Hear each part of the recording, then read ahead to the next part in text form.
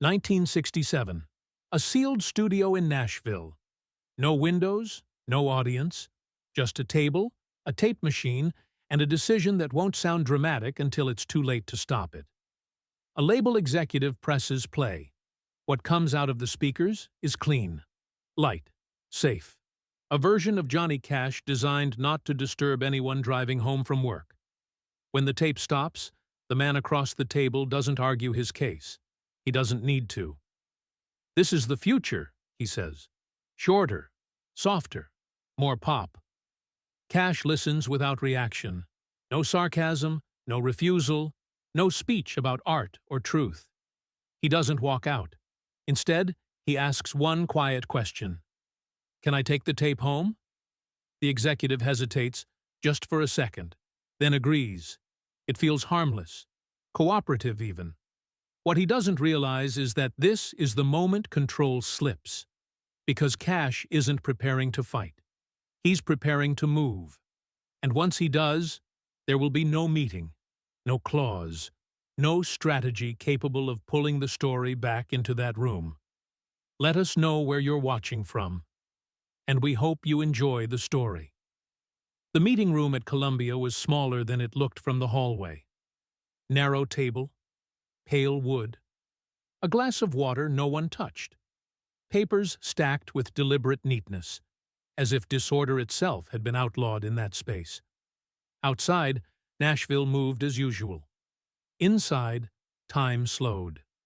Johnny Cash sat with his back straight, hands folded loosely, eyes lowered just enough to seem inattentive. He wasn't. He had learned long ago that the most important decisions were never announced loudly. They arrived quietly, disguised as concern. The men across from him spoke in calm, measured tones. No threats, no raised voices. That alone told him how serious this was. Pop was everywhere now. The Beatles filled radio playlists that once belonged to country singers. Shorter songs, brighter harmonies, smiling faces on album covers. Executives didn't say it outright, but the implication hung in the room. Cash sounded heavy, old, difficult to market. One of them slid a sheet of paper toward him. Track lengths circled in pencil. Notes in the margin. Female backing vocals, clean themes, no prison material. Another page followed. Budget projections.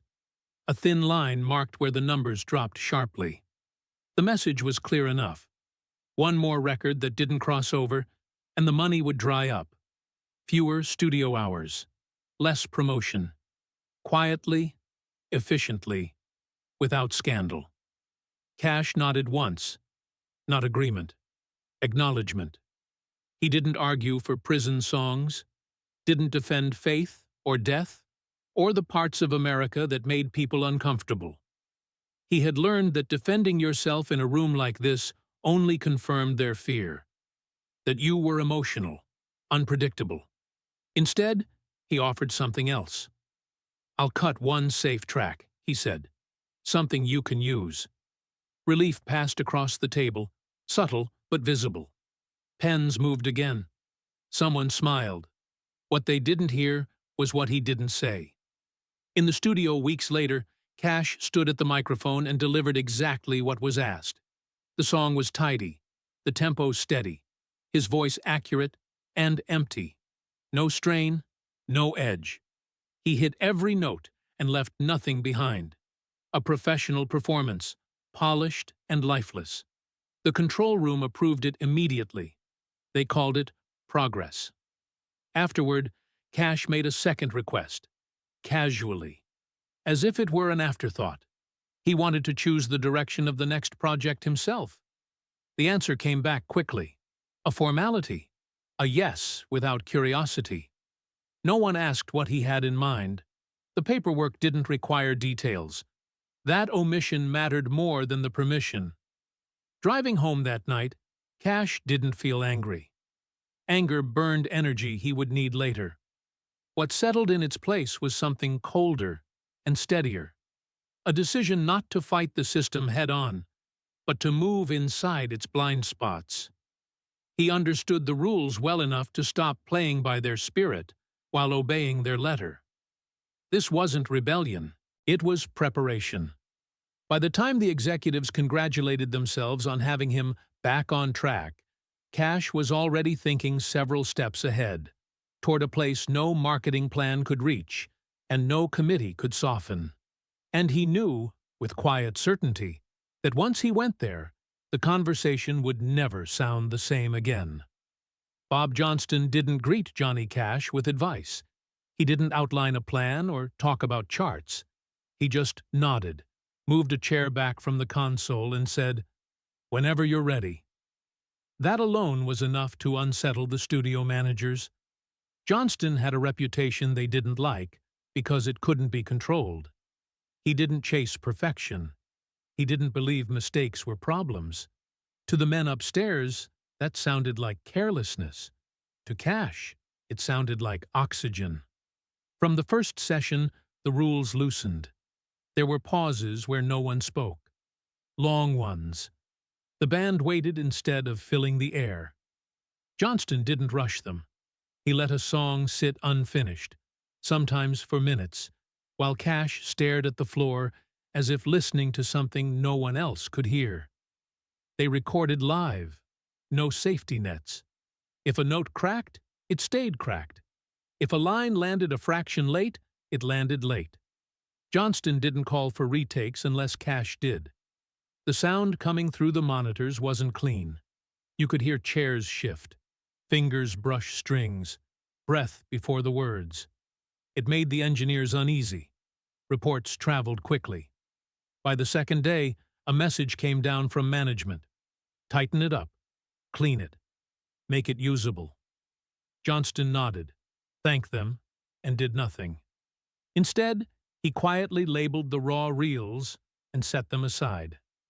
When an assistant asked why he wasn't erasing the rejected takes, Johnston just said, "Tape's cheap. Truth isn't." Cash noticed. He didn't comment. He didn't need to. Something else changed, too. When mixes were played back, Cash barely listened. He watched faces instead. The drummer leaning forward. A technician forgetting to take notes. A silence that wasn't boredom, but attention. That told him more than any speaker ever could. Tension built without confrontation. No shouting matches, no ultimatums. Just a widening gap between what was being made in the room and what the label expected to receive. To the executives, Johnston looked irresponsible, letting a star artist drift without guardrails, ignoring schedules, allowing songs to stretch beyond radio-friendly lengths. To Cash, Johnston was doing one crucial thing right. He stayed out of the way. Late one evening, after most of the staff had left, Cash cut a song in a single take. No count-in, no announcement. When it ended, no one spoke. Johnston didn't break the silence. He simply rewound the tape and locked it in a drawer. That recording would never appear on an official session log. By then, the studio no longer felt like neutral ground. It was becoming contested territory, claimed quietly, inch by inch, by sound that refused to be domesticated. And for the first time in months, Cash felt something returning. Not confidence, direction. He didn't announce it dramatically. There was no build-up, no speech. Johnny Cash mentioned it the way other people mentioned a change in weather. "What if we record one live?" he said, halfway through a meeting that had already gone on too long. A pause followed. Not confusion, but calculation. The kind that happens when people instantly understand the consequences of a sentence and hope they misheard it. "Live where?" someone asked, already knowing the answer would be wrong. "In a prison." The word landed heavy. Not offensive, not shocking. Worse, inconvenient. The objections came layered in professionalism, insurance risks, public image, sponsors, the possibility of unrest, the difficulty of controlling sound, crowd, outcome. Each argument was reasonable on its own. Together, They formed a wall meant to end the conversation without ever admitting fear. Cash listened without interruption. His face gave them nothing. When they finished, he didn't counter their points. He didn't try to persuade. He simply waited. The refusals arrived in sequence, first verbal, then written, then a letter drafted by legal counsel, polite and final. The message never changed. This was not something Columbia Records would be involved in. What none of them knew, because none of them had thought to ask, was that the wheels were already turning. Months earlier, Cash had started writing letters himself. Not on letterhead. No intermediaries. Just plain envelopes, stamped and mailed. He had spoken directly to prison officials, explained what he wanted to do, and more importantly, what he didn't want to do. No spectacle, no mockery, no exploitation. The replies had come back cautious, then curious, then open. By the time Columbia said no for the third time, Cash already had an informal green light. No contracts, no press, just an understanding built on trust and quiet respect. When the executives warned him that any unauthorized recording would violate his agreement, Cash didn't argue the clause. He didn't threaten to walk. He said something else. "I'll play there anyway." That changed the temperature in the room. They realized then what unsettled them most. He wasn't chasing approval. He wasn't bluffing for leverage. He had separated the performance from the product, and that made him impossible to manage. Someone asked carefully what he expected the label to do. Cash looked up for the first time. "You can bring microphones," he said, "or you can stay home." The silence that followed was different from before. No papers moved. No one cleared a throat. It was the sound of a decision losing its power.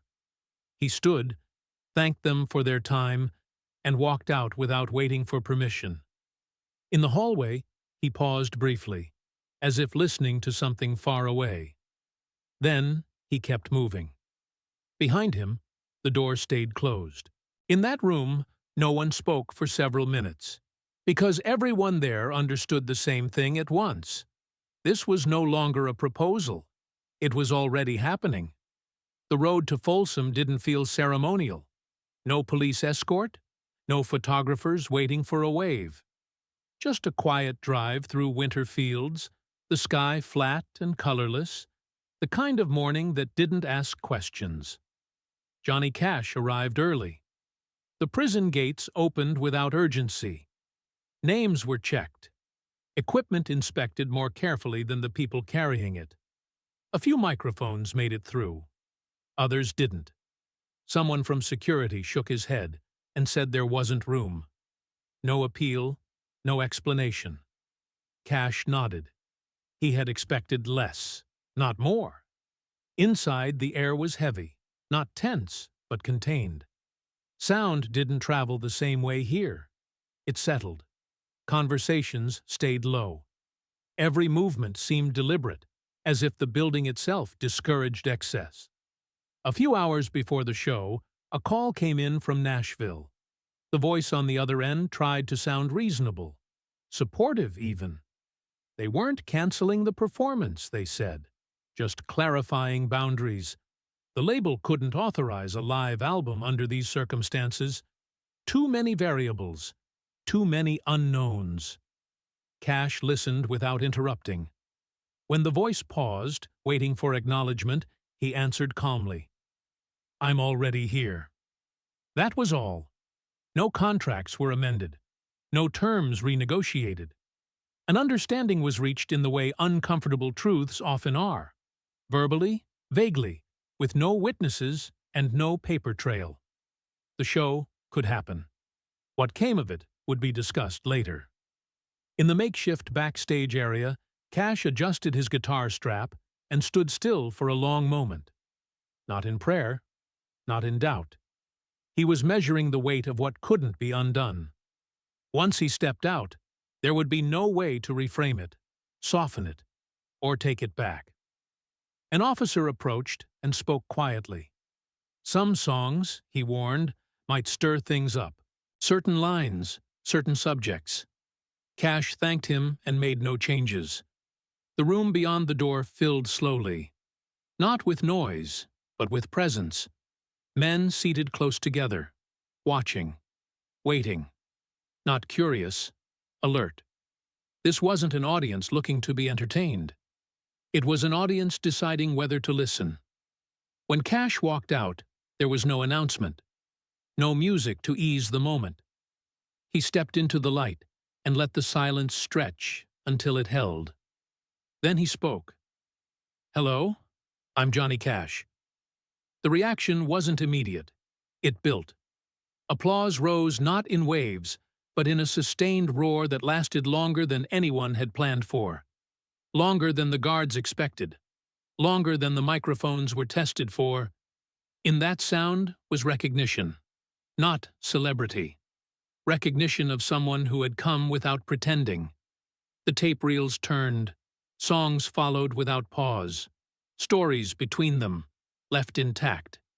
Laughter that wasn't polite. Silence that wasn't empty.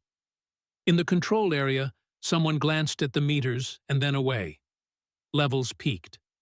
No one reached to correct them. What was happening couldn't be adjusted now. The recording continued. And in that moment, without contracts or confirmation, the line was crossed.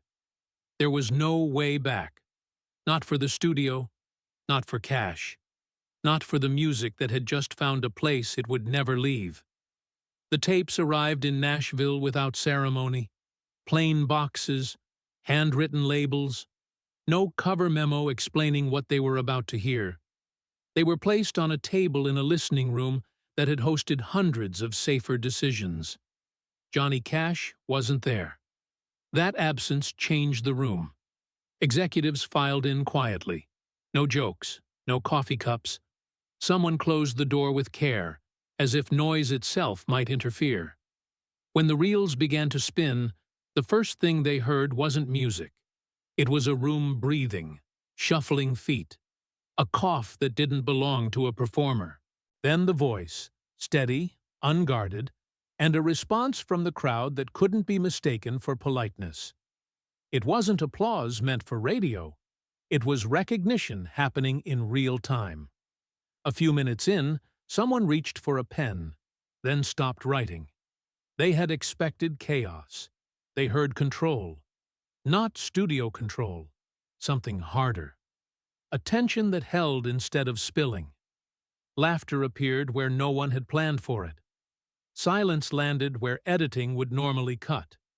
This wasn't raw in the way they feared. It was exposed.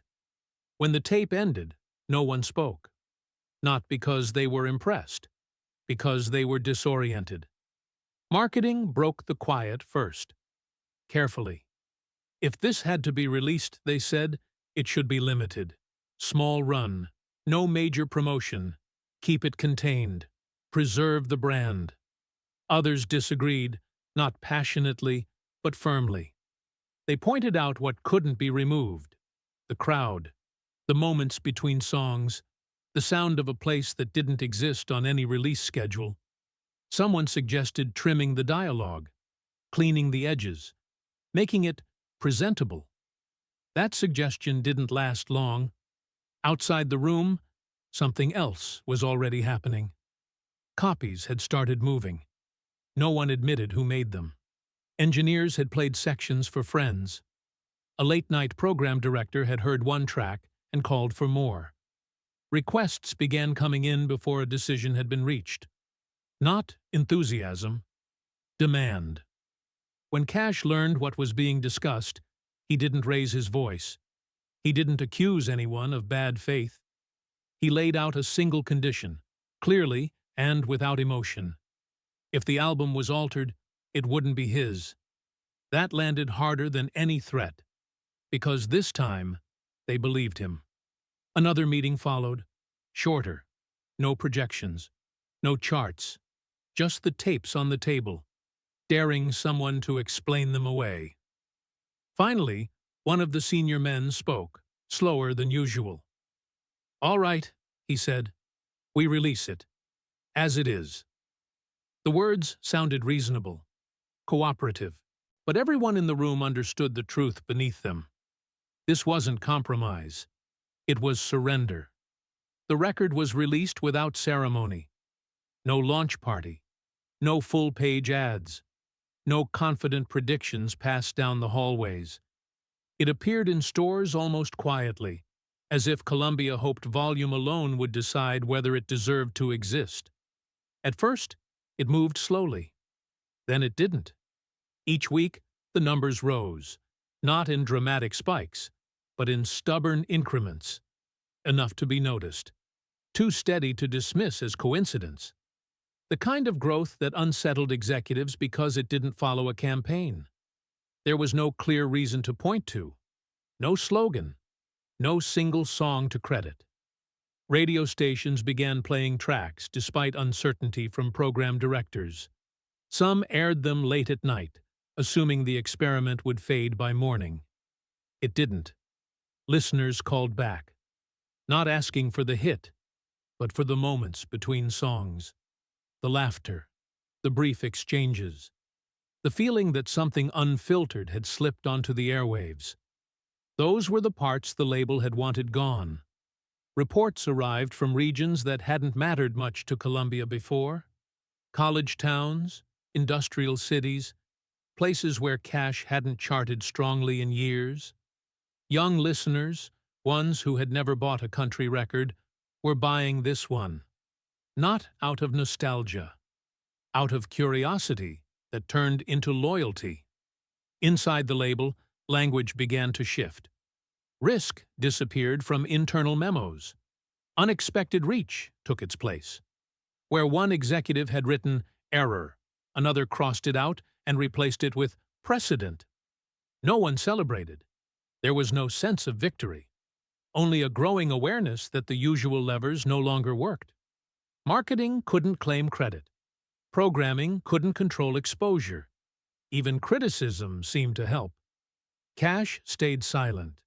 He gave no interviews explaining the meaning of the album.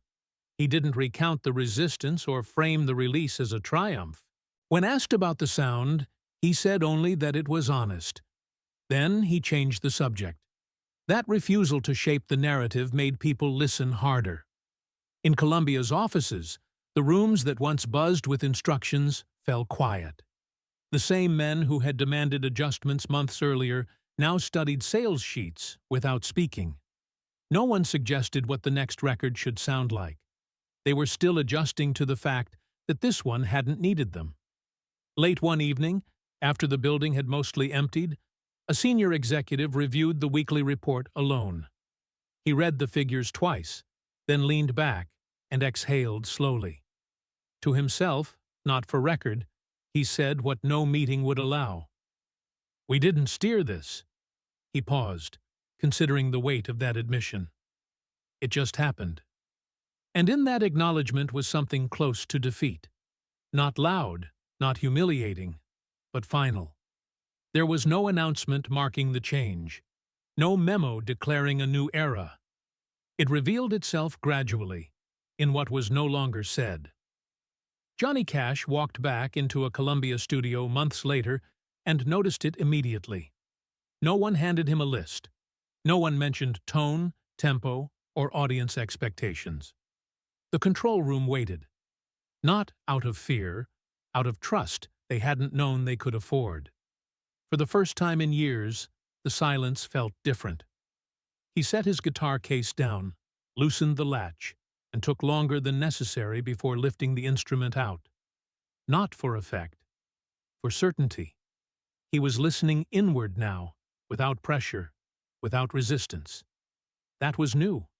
Offers came in, some subtle, some embarrassingly direct. Crossover projects, polished duets, television appearances designed to sand down the edges that had just proven their worth. The numbers justified the attention. The doors opened quickly once they realized he no longer needed to knock. Cash declined most of them. Not angrily. Not with speeches about integrity. He simply said no and moved on. He wasn't protecting an image. He was protecting a way of working that had finally become possible. What surprised the label more was what he asked for instead. He spoke up for others, younger artists, difficult ones, musicians whose voices didn't fit neatly anywhere. He suggested they be left alone long enough to find out who they were. Not because it was generous, but because he knew what interference cost. In a private moment, away from studios and schedules, June Carter Cash asked him what would have happened if the label had forced him to bend back then. He didn't answer right away. "I'd still be singing," he said finally, "but I wouldn't mean it." That truth stayed between them. The victory never turned loud. There were no victory laps, no pointed interviews revisiting old conflicts. Cash didn't rewrite history to make himself the hero. He let the work stand where it landed. One afternoon, he returned to the studio alone. No entourage, no meeting beforehand. He checked the mic placement himself, adjusted a chair, and nodded to the engineer through the glass. No one asked what he planned to record. He chose the song quietly. A song that wouldn't test boundaries or prove a point. Just one that felt right in his hands. As the tape rolled, there was no sense of defiance left. No opponent to push against. Only space. And in that space, for the first time in a long while, Johnny Cash didn't feel like he was resisting anything at all. He was simply working. That was the victory. Not that the system had been beaten, but that it had stepped aside, unable to move someone who had learned how to stand still.